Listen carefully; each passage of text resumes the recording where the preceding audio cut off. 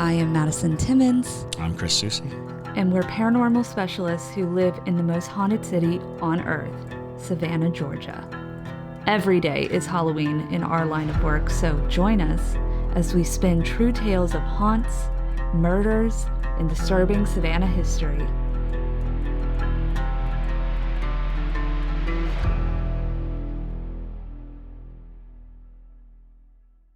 I'm Madison. I'm Chris. And welcome to the most haunted city on earth. Hello, and welcome back to another episode of the most haunted city on earth. My name is Madison Timmons. I'm Chris Susie. And today we are joined by Papayoni. We have a very special guest with us. So. Hey, everybody. Yes. Glad to be here. We're very excited for you to be here. Now, we actually met Papayoni at the paranormal convention here in Savannah back in October. Yes. And he was selling his thingamajigs, and we'll get into that later on. But yeah, we were so enamored by what he does. So, of course, we had to bring him on the podcast for all of y'all. So now, Papayoni, would you like to introduce yourself further? Yes, thank you. So I'm Papayoni Das, originally from Gary, Indiana. I lived in New Orleans for the last 2 years. I just moved to Savannah July of last year. That's awesome. Yeah. So I've been studying metaphysics for many years. I tell people I've gone from Hindu to Hindu. All the dues, getting them mixed up. I've paid my dues. There you go. So yeah, I have a master's in metaphysical science, and I'm working towards a PhD in theocentric psychology. Wow. Yes. I have certification in shamanic practice, shamanism. And so it's pretty eclectic, my practice and my study. Yeah. So is that kind of the term you would call like your practice in particular is just eclectic, or do you have a particular term you use to describe your metaphysical beliefs? I call it, I've termed something for myself. I call it Azazealous. I'm an Azazealot. No, there you go. I'm nice. Zealous about the teachings of Azazel. And so that's what I practice. I learn from Azazel. He's a teacher of mine, spirit guide of mine. So that's what I am when people ask, what's your spiritual path? I'm an Azazelot.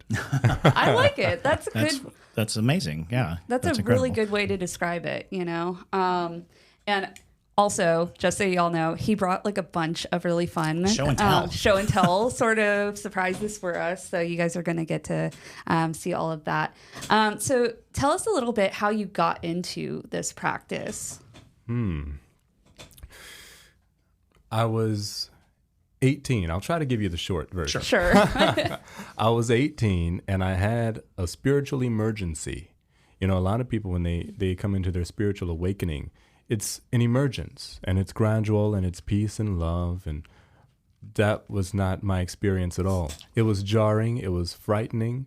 I had a Kundalini awakening, and I didn't know anything about Kundalini. I only know now, after having studied Hinduism, as I said, for many years, and all the other metaphysics.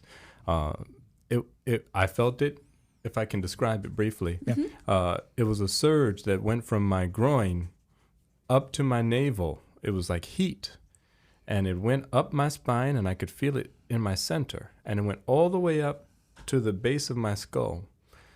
And I got in a cold shower. I had never taken a cold shower before, but I said, I've got to do something.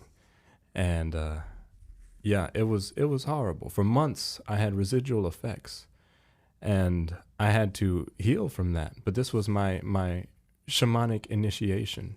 Wow. Truly. And if we lived in ages past, where there were, different tribes, different cultures, they had the shamanic healers, the medicine men, I would have been taken under their wing and brought up to be the next village medicine man. Wow.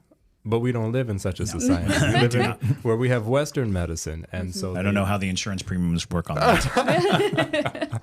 Right? Yeah, I'm just trying to get chiropractic. That's hard enough.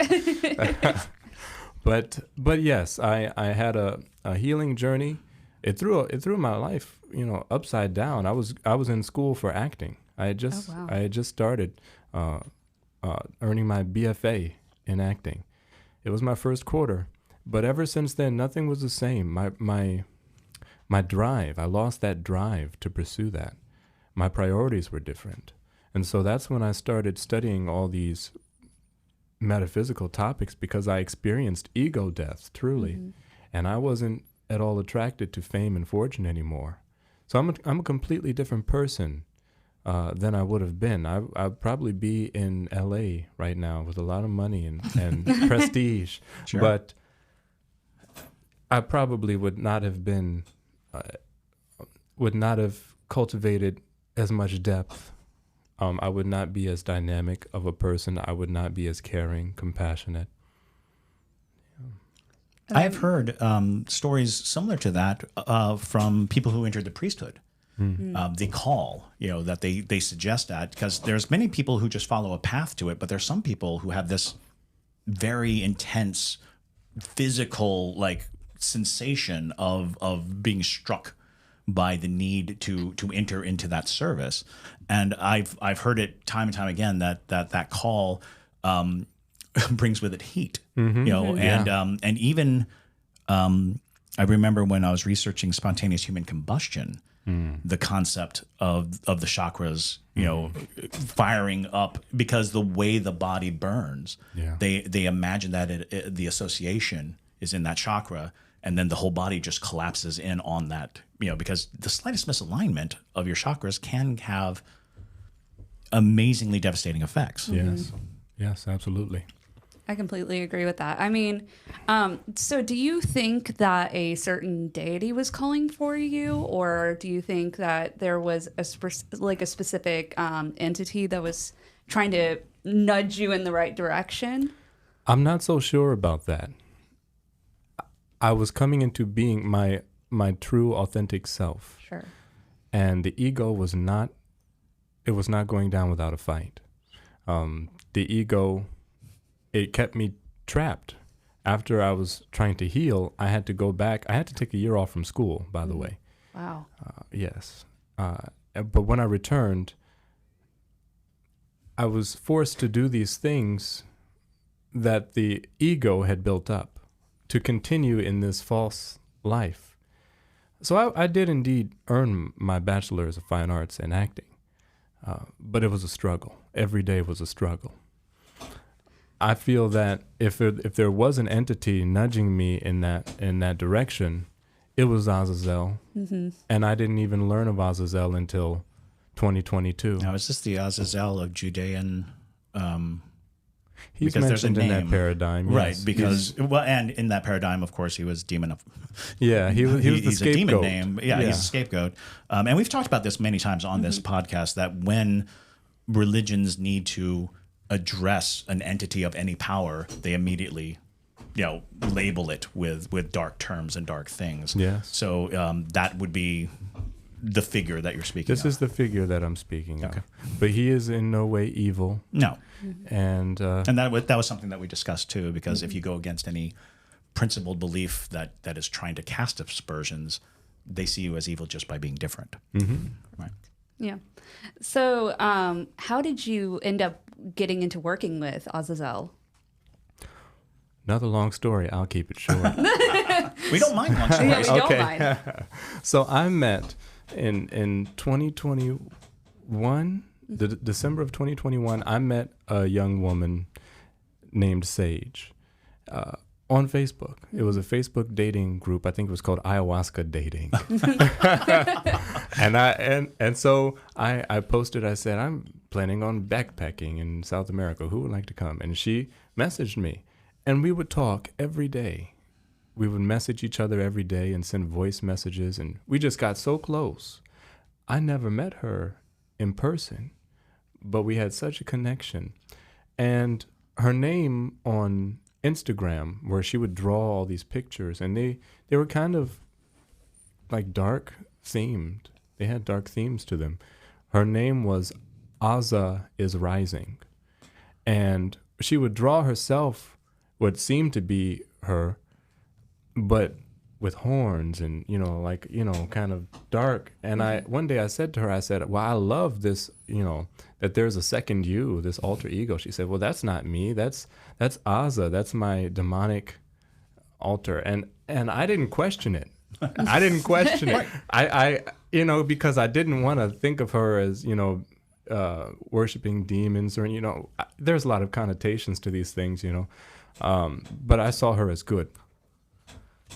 She convinced me to go to Peru. I went to Peru, and I don't know if I can mention what I did there here.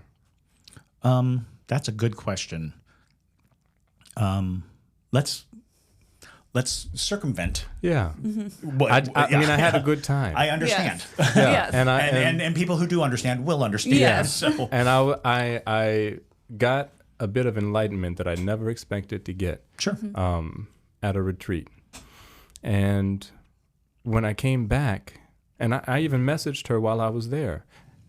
When I came back 2 weeks later, first I'll say, in my mailbox was a letter from her. Okay. Mm-hmm. And she lived in Canada. I didn't mention that part. She lived in Canada. That's why we never met in person. Mm. She had passed away by the time I read that letter. Oh, my. Oh. I learned that she had passed away while on set of a movie. There's a movie called Bottoms, and I play the mascot. Don't look at the movie. It's not that kind of movie. I know it sounds like it might be that kind of movie. Is that the Teenage Fight Club movie? It's the Teenage Fight Club movie with a terrible name and a terrible mascot, and I'm that mascot. My kid loves that movie. Is that right? Anyway, I learned of her passing on that set. And, it's funny now to think about me in this costume. If you saw the movie, what the costume looks like. I've seen the costume. I haven't watched the movie yet, but Okay. my kid is literally like, you need to watch this movie. Well, he has a huge phallus. Right. The mascot. He is a dog. And so, people are walking around, laughing, smacking parts of my costume. And here I am just... I'm devastated. I'm crying, Oh. So it's it's kind of funny when you think about it. But she was my girlfriend, pretty much. Sure, of course.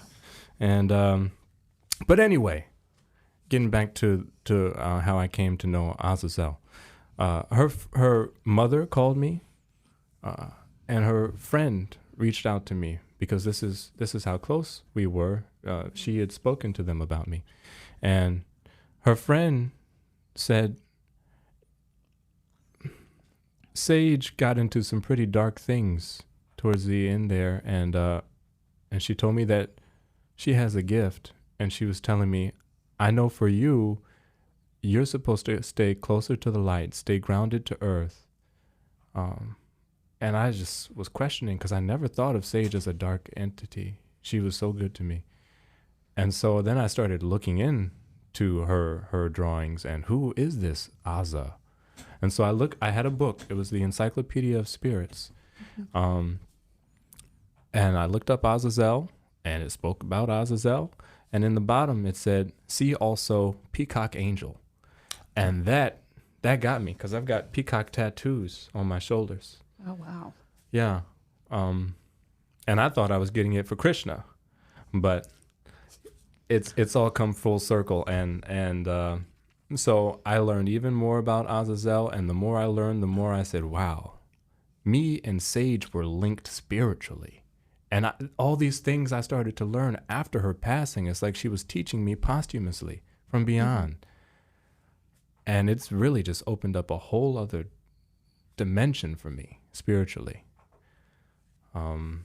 So that's why I always wear the peacock over my third eye, because I don't worship what I call Tausi Devi. That's Azazel, Melek Taus.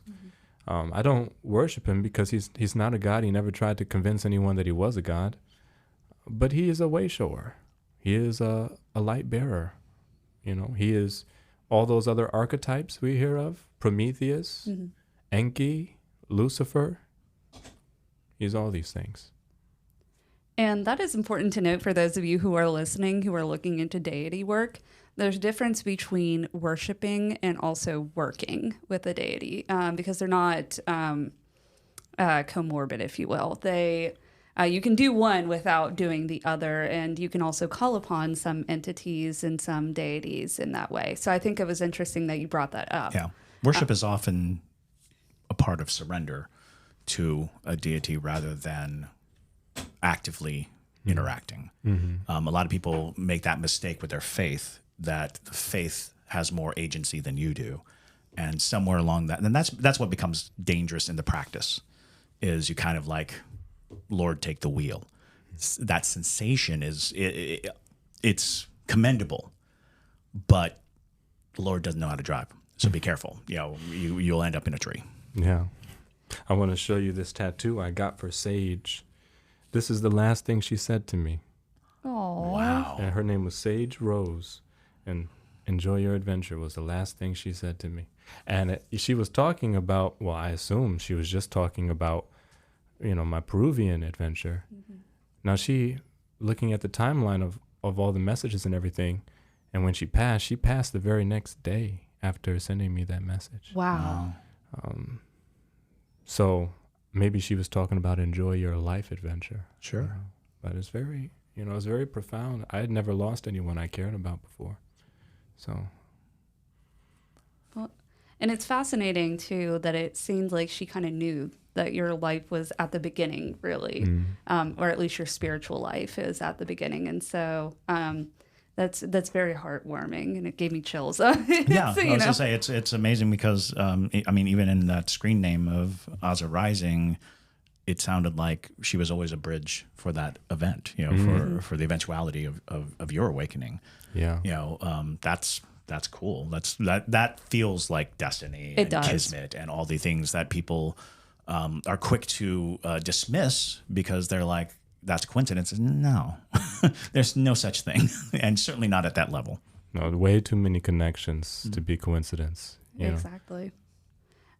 So getting into kind of your structure of how you practice, I know you brought on your whiteboard kind of a breakdown of it. Would you like to show everybody? Absolutely. Excellent. So this is my symbol, my logo, if you will, for Azazelis Outreach. This is my ministry, where I try and share the knowledge and teachings that I've learned to help people gain their own spiritual sovereignty, their autonomy, free themselves from the dogma and indoctrination through doctrine that's taken over most people's spiritual lives. So here we have the logo here. There's an A there. Any angle you look, there's an A for Azazel or Azazelis, and there's an O in the middle for outreach. There's an X, you'll notice here, an X here, an X here. So that's for expansion, expression, and experience, right? Because that's what we're doing at every stage in our life. We're either expanding, we're experiencing, or we're expressing, right? The Big Bang, when the Big Bang happened, that was an expansion, immediate expansion. Why? The self wanted to experience itself, right? So there was an expansion, and then there was an expression, because the self expresses itself through all of us. We are expressions of the self, the one source. And then the source gets to experience through us. And we are just the opposite. We first have experience, and we take that experience and we express ourselves as a response to our experiences. And depending on how we express ourselves, we are expanding. Really, we're expanding either way. It's just, are you expanding in a favorable way or an unfavorable way? But however you express yourself in response to an experience is how you expand. So that's part of my teachings. There you'll see 3 M's. That's for magic, metaphysics, and mysticism. Mm-hmm. So magic is really the base level. Magic is trying to affect change outside of yourself and your environment. Mm-hmm. Metaphysics is the next level. It's less egoic. and that's trying to affect change within oneself. Tuning one's own consciousness, their state of mind. And then you have mysticism, wherein you realize no change is needed. You know, you're one, and everything is as it should be. And then once you, quote unquote, mastered, you know, there's different levels of mastery. But once you've mastered mysticism, rather, then you can circle back, and your magic is empowered, right? And when you work your magic as a mystic, then you have better knowledge as to when to have restraint, what not to do. And you'll rarely feel called to use it. Wow. Yeah, it's very similar to the Eastern path to enlightenment.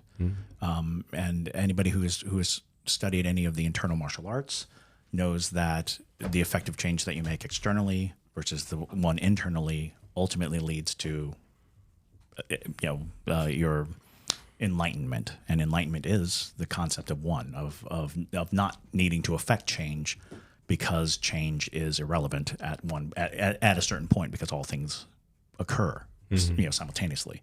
And I find that fascinating that you can come to different brands of it, because I think that almost every esoteric art will have some path to the higher being, and it usually does involve getting through the physical, the ego, getting through that piece of the puzzle. And for the vast majority of humanity, that's where we live. That's where we exist. Yeah. And to a certain degree, there's no reason to do more. There's no reason to dig in if you're satisfied. If it would be weird if everyone was enlightened. Yeah. What a strange world that would be. It's very true. I mean, what would we learn from each other at that point? So I think really, I guess where you're coming from is doing your shadow work at the root. And if you practice any level of witchcraft or occult practice, everybody always is harping about, got to do your shadow work, but it really is important. It's imperative. Otherwise you're never going to improve your skills or improve yourself in general. How can you attract things to yourself if you aren't at your best, So how would you recommend people go through the process of starting their shadow work? Well, I do offer a thingamajig, and just so everyone knows, a thingamajig is short for thing of magic. I coined that. I wish I knew how to copyright it. Because people say, really? Is that what it means? I'm like, I made it up. It came to me. I don't know. But yeah, they're things of magic, thingamajigs. I'm a thingamagician. This represents the wounded inner child. And it's to be worn to empower a person to reclaim the parts of themselves that they've lost due to trauma. So reconciling the past, integrating all the gifts that we've either lost or hidden away due to what we've experienced. Wow. So this is kind of just a memento for remembering, and it holds the power to give one the courage and the strength to face that, because it can be heavy work. So this is to empower people on their journey. I know it looks morbid, Many of the most enlightening things do. Yes.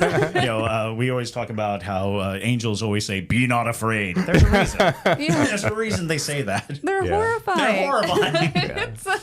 But it's fascinating though, because if you look at how the body stores trauma and things like that, oftentimes it is held in different portions of the body depending on what the trauma is. So it makes a lot of sense that it would have these wounds engraved into it, or I think, is it painted or is it? Yeah, so this is actually a resin. Oh, very nice. Red dye and resin. In shamanism, there's a thing called soul fragmentation. So when you get a soul retrieval, you're actually retrieving certain aspects of the soul that have broken off, so to speak, due to trauma that you've experienced. So this is inspired by that paradigm.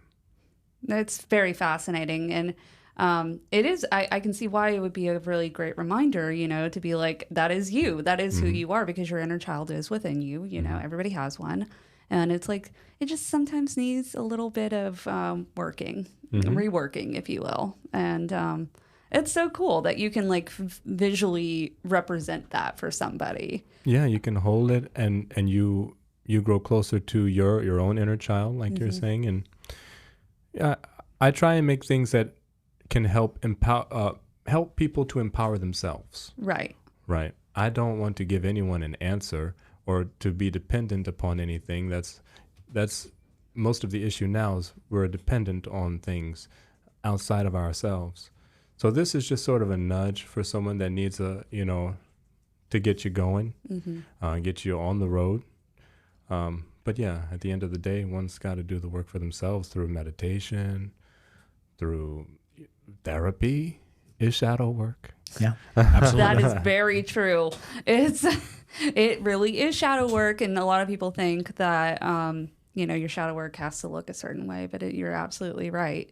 It can be as simple. Therapy's not simple by any means, but it can be as the least glamorous, like therapy or things like that. Or simple journaling. I'm sure, you would agree with that. Just brain dumping, whatever, comes to you when you're in that meditative state can help see where does your subconscious go. Well, it's fascinating too, because even in physical terms, we have this guarding that we do. Let's say I stub my toe and the toe really hurts. So I start limping. To protect the toe from having more pain. But by limping, I start to wear out on my hip. And now my hip kind of hurts. And so in order to facilitate that, I bend away from that hip. And now my spine hurts. And now I get a crick in the neck, because as I bend this way, I'm straightening my neck that way.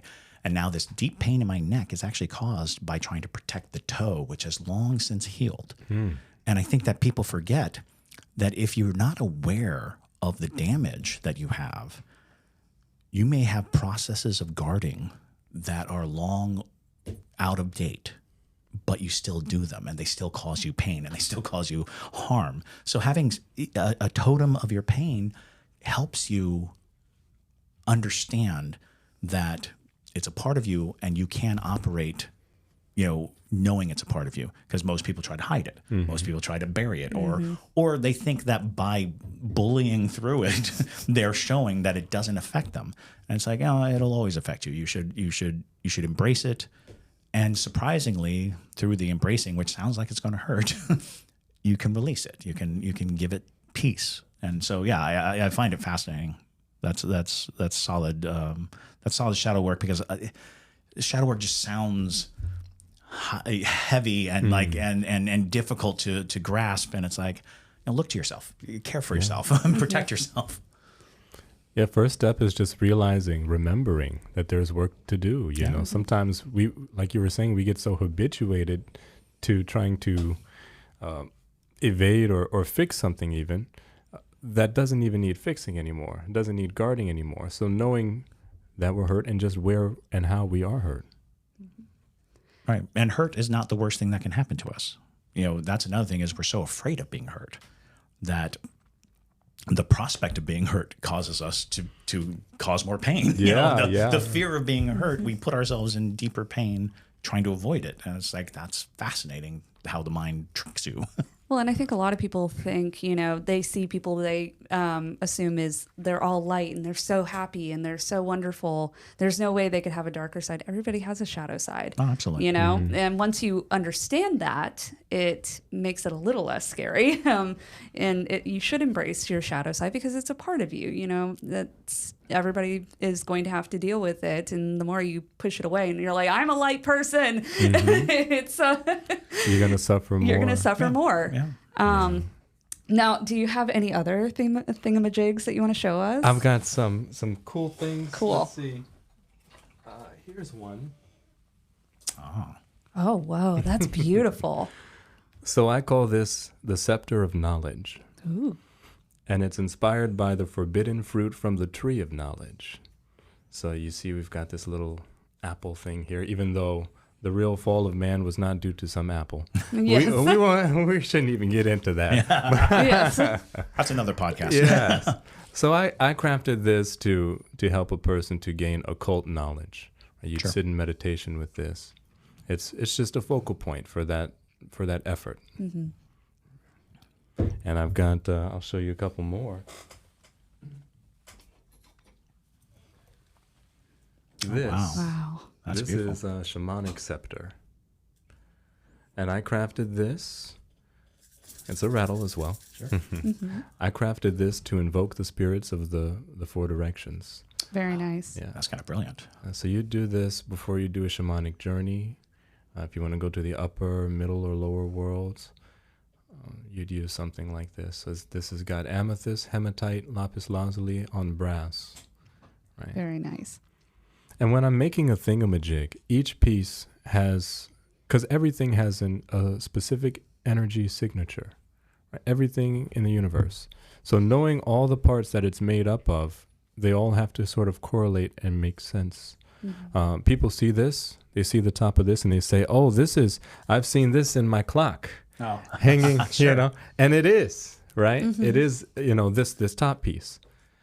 Because I take things, and it really was a gift from the universe, this ability, almost like a psychometric ability, to where I'll find something in random places, and something will tell me to put this with that, and they'll fit together perfectly. Wow. I'll give you a perfect example. I used to metal detect, Mm-hmm. so I didn't bring it with me, the thingamajig, but I found 3 different pieces in 3 different places on different days. And they were just like little doohickeys. That's what I call them before they're thingamajigs. Of course. That makes perfect sense. Yes. The evolution of a doohickey. Yes. Doohickeys and witchamacallits. But these 3 different things, just little doohickeys. And something told me to put them together. No glue, no welding. And they just kind of fit together. Wow. And it's my favorite piece, actually. So this thing was in a clock, right? Yeah. So this deals with time, Right. right? This is keeping time, and we know that the spirits are timeless, right? So this is the correlation. Every piece of magic, it's empowered the more correlation it has. Mm-hmm. Any spell you do, any ritual you do, the more, colors, they all have their, correlations, crystals. So as much as you can pack in there and it's cohesive, then the more power is in your piece. So if you're using something like this for let's say you want to project into a different, space, if you will, would this keep you grounded to this plane as well because it's association with a clock, kind of keeping that track of time of sorts? So my intention was to open the space for spirits of all time Okay. to come. And when you are in time or in timelessness, there is nothing to fear, right? Mm-hmm. And in a I don't know if I want to say void, but in a space of timelessness, there's nothing to fear. Mm-hmm. Yeah. So in that way, it is grounding. Sure. Absolutely. They're just so cool. I'm staring at them because I'm trying to No, like they're observe entrancing. Absolutely every are entrancing. every bit of it. The hematite is grounding too. It is. Oh, sure. Yeah, Yes. and deflects negative energy. So yeah. Yeah, it's well, and it's fascinating too that you're able to. I agree that you probably do have a some level of a spirit team that is just like putting these things in your place in your path to bring it to somebody else because you have an innate knowledge that you can just put things together, which is so interesting. I've never met anybody else who does anything like this, so it's fascinating. Does the intention come to you while you're putting the thing or not thingamajigs, the doohickeys together? Do you know already what the intention's going to be, or Sometimes I don't. Really? Most often I don't. It's just kind of revealed to you. Yeah, Wow. it's real. I'll look at it and I'll say, Yeah. "What is this?" And then it just comes through as to what it is. But the whole time I'm told how to put it together, Right. and what to put with it to empower it, to infuse it with more power. Because once you put a particular energetic signature with another, it creates sort of a whole new spirit. And that spirit has the power to do different things, manifest different things. That's And fair. this does bring about sort of a realization of the path to mysticism, or the path to understanding the energy around you, is that you can read, you can study, you can hit the books, you can do all these things, but a lot of times you will find your own path. Like, even if you're in a highly structured religious dogma, or being told very uniformly the recipe towards enlightenment, it has to be a personal journey. And oftentimes, because I think that's what happens right now, is there are a lot of people that are relying on the book, I'm going to order that book because it's going to tell me this, or I'm going to order that book and it'll tell me this, and I'm going to study it up. And it's like, you might be removing yourself from a process by not fully expressing your faith in action, or your faith in moving, because this is endlessly fascinating to me, and I'm curious as to what is your thought on the future of Azazealotry? What do you imagine? Is it a singular path? Are you looking to have people join you on that journey, or is it merely your way of defining the energies that are around us? I would like to see the energy of Azazel kind of spread, and sort of promulgated throughout the world. Sure. Azazel's an androgynous energy.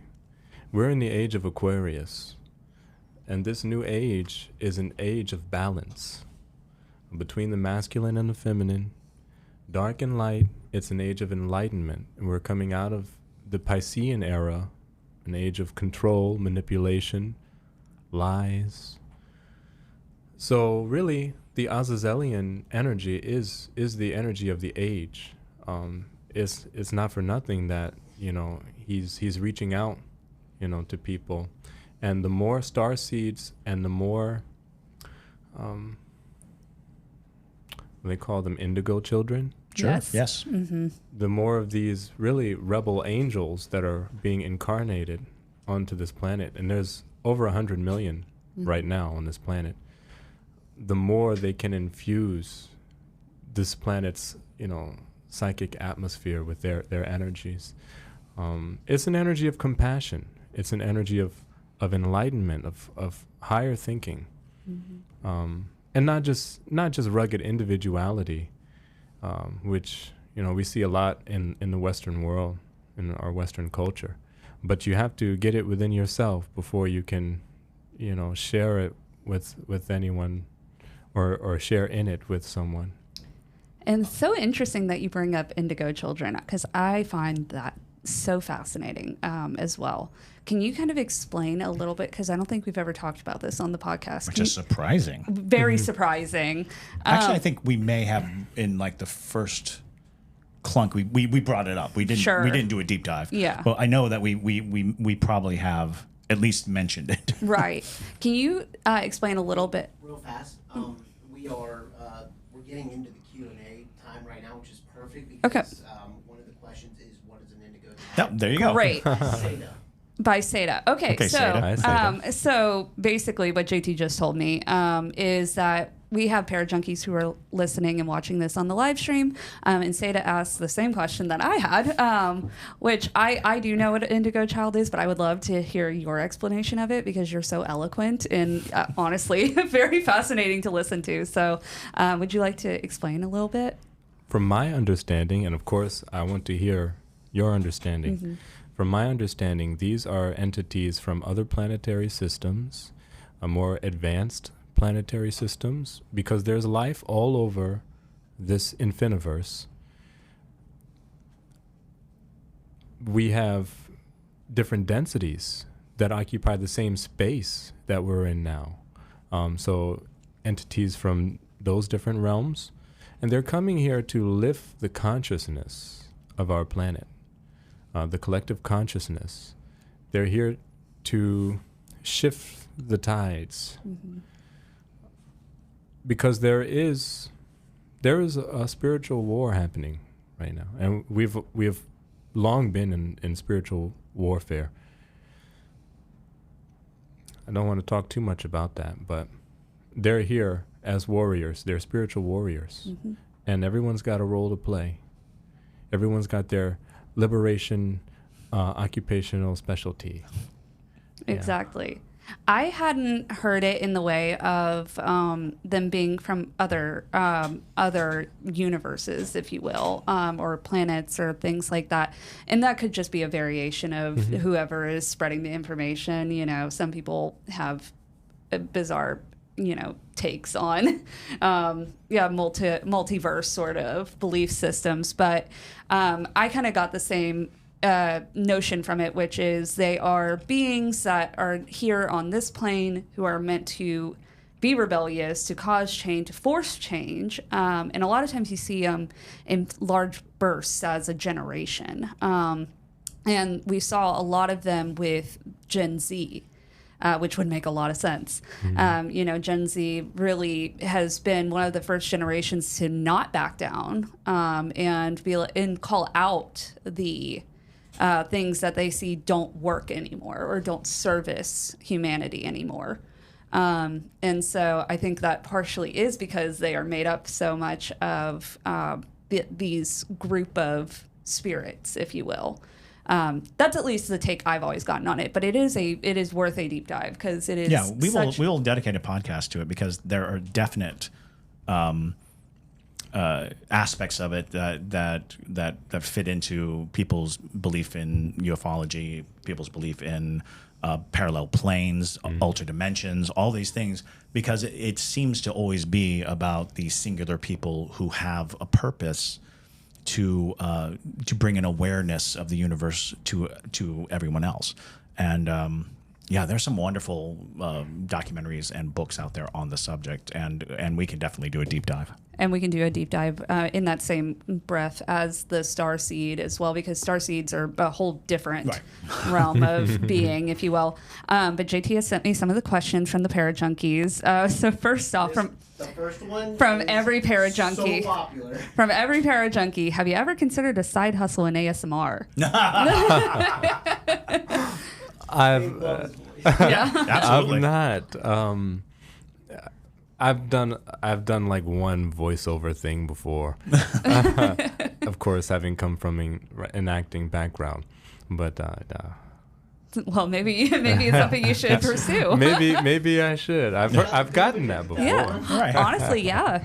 And then the next question comes from Megan. What brought you to Savannah? So I was in New Orleans, and I was doing a show called the Alice Cocktail Experience. It was Alice in Wonderland in a bar. That's fun. Yeah, it was half scripted, half improvised, and I met a woman. Her name is Ilana Laboraine. And What's her name? That is. It's also very New Orleans. She's now my girlfriend. Oh, very excellent. nice. So she got a job offer for SCAD, and I was about to leave New Orleans anyway, and I was going to head back up north to Chicago. And I did do that, and it just so happened she was going there to visit her sister the month after I went, and she said, well, why don't you come back and live with me, because we were missing each other and everything. And so I did. I came here, and I've been here since, and it's been great.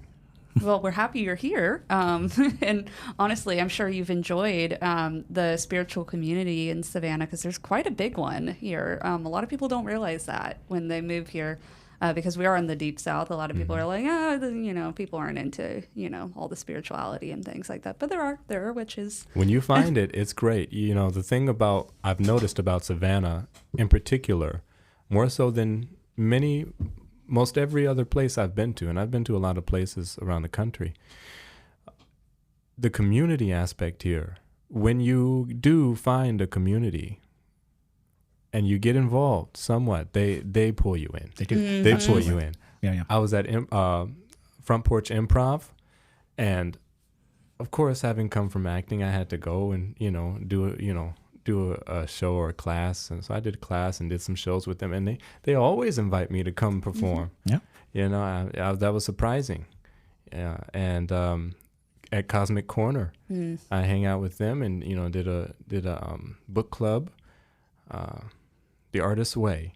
And ever since then, I'm still, they invite me to things. So it's very different. You don't have to claw your way into community. You just got to show up and support as well, reciprocation. And it's really awesome. And both of those groups are fantastic here in Savannah. Absolutely. If you ever come to visit, go see a show at Front Porch. They're wonderful, amazing improvisers. And same with Cosmic Corner. They're not improvisers, but they're amazing people. But they are. Some of them may be chaos magicians. Well, that is true. But from now on, that's what all improvisers need to be called. chaos magicians. But Cosmic Corner has been so cool. Just as a side note, Cosmic Corner is so cool because they've really done a great job of offering a space where people can learn and meet other people who are interested in spirituality in a very non-threatening way. They're just so cool. So check out their classes and things that they do if you're here in Savannah. The next question comes from Alex. What is shadow work? Shadow work. Shadow work is looking at your past and looking at what we typically think of as our weaknesses, our shortcomings, the dark side. Looking at the dark side and, like a shaman, bringing light to dark and bringing the dark into the light. Yeah. That's a perfect way to describe it. Absolutely. And Alex, we can also do a deep dive into things like that as well, if that's something you're interested in. Shadow work it's a broad topic, and it really is varying depending on. And it is oftentimes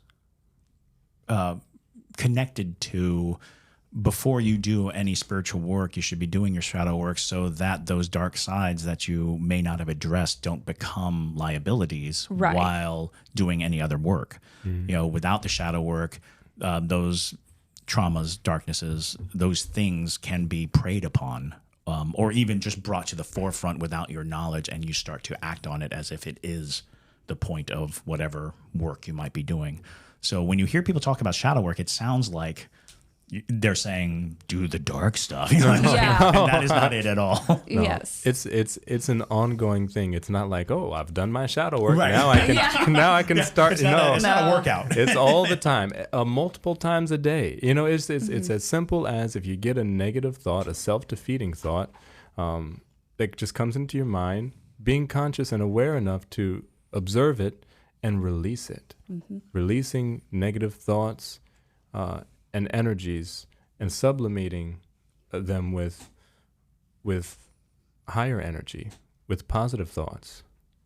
Excellent. And I think too, a good point to bring up is if when you are dealing with shadow work, you won't always like the things that come up. Yes. And you might not like those sides of you, but it's important to be aware, and it will make you a better person in the end. And sometimes that change is hard, but the next question comes from, what is the thingamajig that's most powerful and why? I have one at home that I could tell you about that's super powerful, and I would never use it myself. Most of my thingamajigs I don't use. They're for other people, like you brought up. The universe tells me to make them for other people, but I'll show you one that I have that's quite powerful. Mm-hmm. Wow. So this is a timeline tuner. You guys, have you seen the movie Everything Everywhere All at Once? Yes. Absolutely. That was like the best movie, and it got the award for it. So it was so good. So this is a focal point for meditation, to tune into any version of yourself throughout the multiverse or infiniverse, right? Because every possible possibility, every possible outcome exists somewhere in the infiniverse, right? Every version of you that you can imagine is somewhere. So let's say I wanted to be better at math, and I would sit with this timeline tuner, and I would tap into the version of myself that is a mathematician, a rocket scientist. That is not me in this, but yeah, whatever this is, that's not my experience. But I can cultivate that. It's quantum jumping, Sure. Right. Which has become very, very popular of the last decade or so. People doing cup jumping and quantum jumping and things of that nature. Yeah. Yeah. So that's very powerful, because if you can tune into the infinite field of potentials, and really align yourself with your desired potentiality, then you can manifest most anything, because it's all possible. And we see seemingly impossible things happen all the time. So it's a matter of aligning with that vibration, bringing that idea into the material, and of course you have to act upon it too in the physical. And the way it's shaped, I just want to plop a clear quartz ball on top of a sphere on top of it. That would be the perfect thing. Would that manifest in a good way, do you think? That'd be interesting. Yeah. It's beautiful though. And is that moonstone in the bottom? This stone, I don't even know what it is. Because I bought this in Tucson. Arizona, and I've never seen another crystal like it. And I've been looking for it. Fascinating. Yeah, It is fascinating. Yeah, because moonstone comes to mind, but it also... I know it. It's not a moonstone. Yeah, it also comes with a quartz sensation It's to like it. an It has opal Oh, feel to yes. it. opalesque. Yes. Yeah, but Yeah, that's quite a piece, actually. Thank You can you. almost sense its draw. You know, like looking at it, you have this sense of almost, at least for me, there's a quickening of the heart. There's something about it makes me agitated, but not aggressively. Just like, I'm looking at the thing. it's a powerful piece. It is a powerful If you piece. wanted Absolutely. to see the most powerful piece, it's the one I have on me. Right. The most powerful I have on me. So this represents these serpents of time.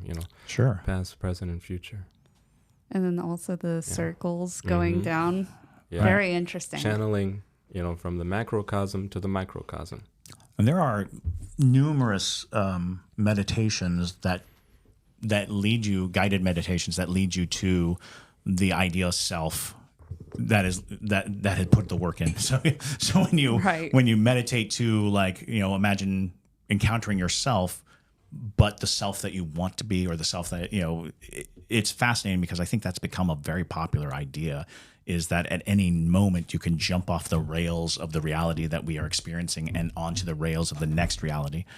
So much so that the Mandela effect is now a part of our common parlance, to suggest that people are doing this all the time, that as a culture we jump the rails and now we're in some other reality that doesn't include some things that we all remember. Everybody has this collective memory of something that turns out not to exist, and you're like, oh, how did that happen? It's like, well, that could be part of that explanation is we're all straining away from a certain reality, and we find ourselves kind of plunked over into a reality where certain histories are different. Exactly. And then the last question that I've got so far comes from Michaela. When can you come back so we can hear you talk more? They're very. I will come back anytime you have me. I love being here. We've just got a new regular regular guest. installment. Yes. Because I'm very fascinated with the progress of your as a zealotry. I'd be very interested to hear about how it grows and how it affects people, because it's a fascinating line, because we spend so much time being deity centric that we forget that there were so many people, so many things, so many varieties of entities that contributed to our advancement and our understanding, and we've kind of like created like a lesser influence and a greater influence. But the truth of the matter is, even a person, even a human being, has the ability to guide people to great ends. And so I'm fascinated by, because I've never heard of it before. So thank you. And I will definitely let you know of what we're doing and keep you posted. Asa Zealous Outreach is a service ministry. At the end of the day, not only just lifting the consciousness and, aiding the spiritual awakening on this planet, but also serving the environment. So many horrible things are happening to the water, to the air, deforestation, desertification, all these things, atrocities that we have to take a stand. So many horrible things are happening in wars. I'm not going to bring that up. But people are being bullied everywhere. And I'm for the underdog. I'm for the person that's being bullied. Actually, my name, Papayoni Das. A lot of people, they hear that and they think it's funny because they hear the word yoni. And and they say, "Oh, Papayoni." It probably doesn't mean what you think. Yeah. So Das means servant, and yoni refers to the female anatomy. But when you put Papa in front of yoni, Papa means sin. So Papayoni means one born of inauspicious circumstances. This would refer to the marginalized, the disenfranchised, the oppressed populations of this world. So servant, Das, to the marginalized, to the people that are being bullied. So I want to stand up to, and that's my liberation occupational specialty, is to be a spiritual warrior against religious zealots that are, that claim to be people of light, but are doing some dark things. Oh, absolutely. And the people that they claim to be dark are really bringing us light. So we really have to look at what we deem good and evil, because a lot of times it's opposite. Exactly. And sometimes it's devastatingly obvious, when you really just stop to look at the mechanics of these things. Mm-hmm. That really does bring about a wonderful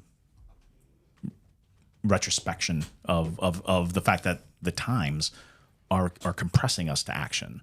All of the things that you listed off are reasons to rebel, are reasons to stand up and fight.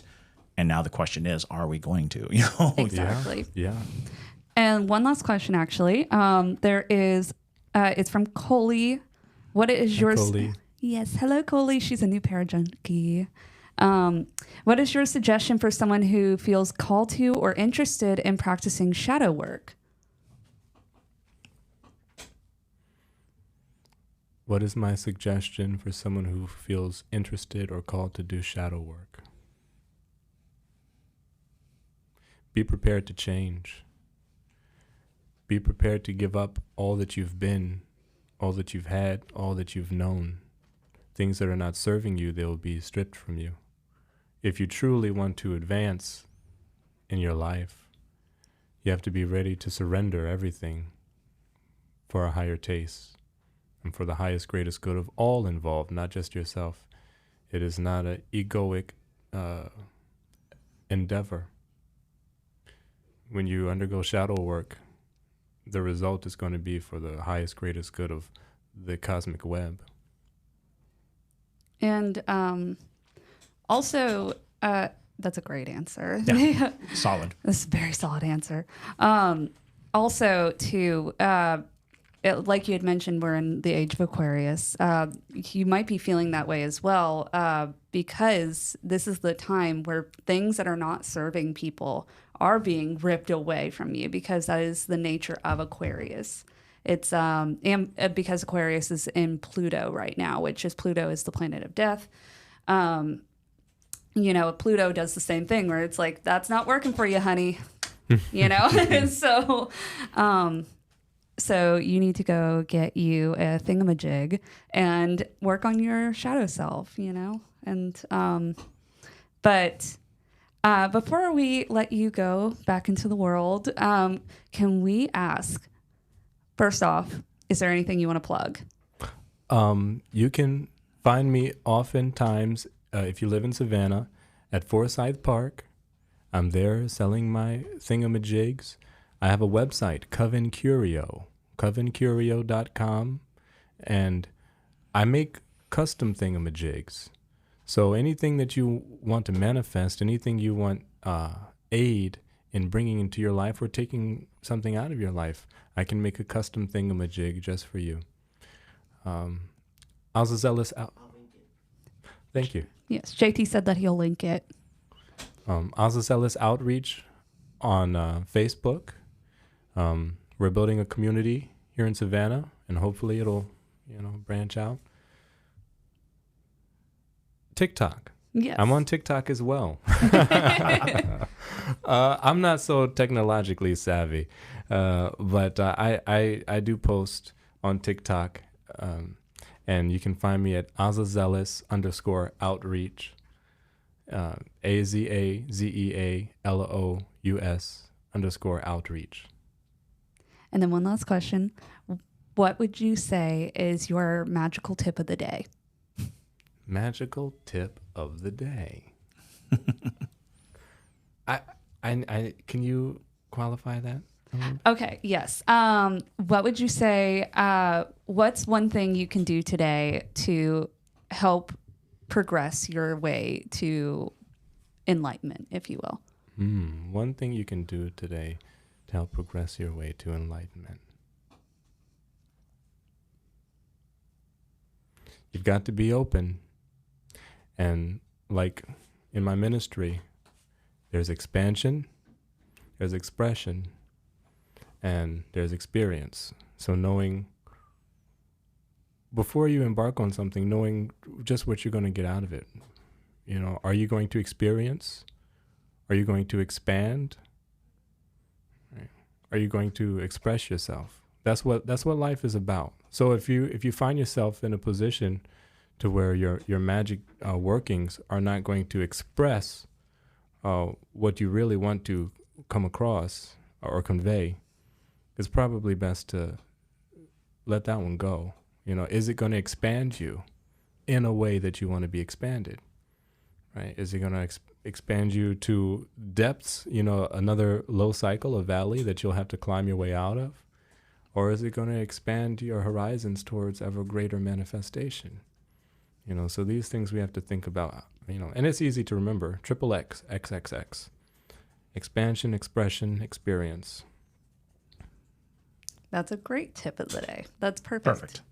Well, thank you so much, Papayoni, for coming in today and talking to us and answering some of the Parajunkie questions. I know that they thoroughly enjoyed this. So, and we've thoroughly enjoyed just listening to you and talking with you. So, thank you. This has been so fun. Thank you so much for having me. Absolutely. And like Papayoni said, you can follow him on TikTok, on Facebook. So go check him out and send him lots of love. But with that, thank you guys so much for listening to today's episode. And my name is Madison Timmons. I'm Chris Susi. And stay spooky, y'all.